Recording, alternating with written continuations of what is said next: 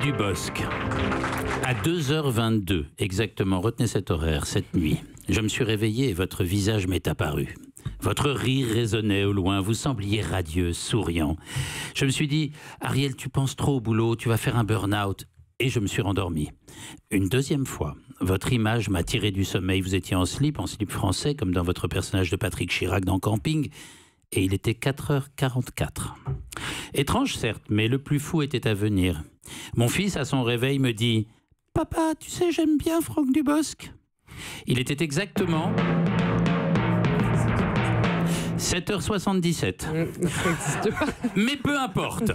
Vous voilà devant nous, couronnés d'un film formidablement réussi. Ce ne sont que des immenses films populaires. Quel premier film! Et puis les handicapés, pas facile de faire rire avec ça. Ou « Oh, le proctologue m'a tué, MDR ». Mais qui suis-je, moi, qui ai 55 ans et qui frémit quand ça parle coloscopie pour vous jeter la pierre, vous dont la vie et la carrière, quel qu'en ait été le succès et la gloire, vous ont tout de même mené tous les 6 mois dans la position du chien ou de la table basse devant ce médecin spécialiste du sondage. Nous allons y consacrer toute la dernière partie de l'émission. Daphné a 1000 questions à vous poser là-dessus. Car oui, on peut parfaitement réussir une fantastique comédie romantique française entre 2 examens colorectaux.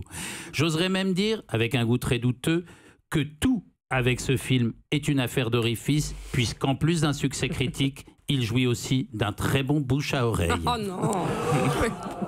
Je tourne autour de mon envie de vous complimenter, entre autres parce que tant d'autres l'ont déjà fait, que visiblement vous n'êtes pas vraiment à l'abri d'un très gros succès populaire, 3e maison de campagne, et d'années de « Oh, le proctologue !»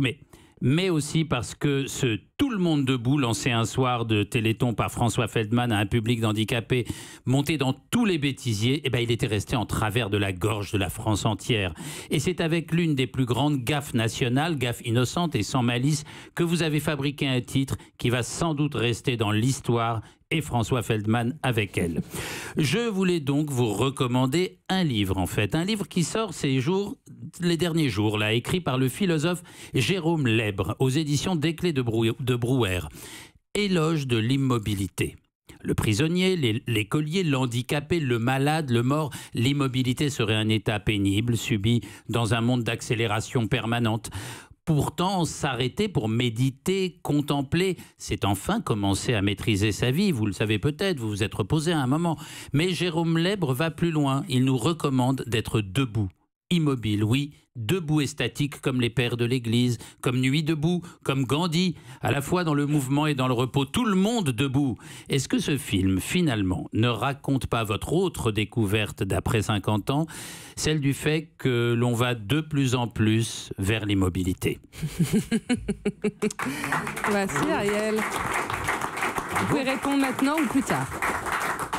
Vous pouvez répondre dans un instant sur Europe 1. Mais il y a du vrai. C'est tout le monde debout, c'est bien sûr pour debout, c'est debout déjà dans sa tête. Ah oui. Ouais. C'est bien sûr pas pour la jeune femme dans le fauteuil, c'est même pour moi, pour mon personnage, c'est positif. Tout le monde debout, restons debout, tous. Même si on est assis, on peut être debout. Exactement. Europe 1.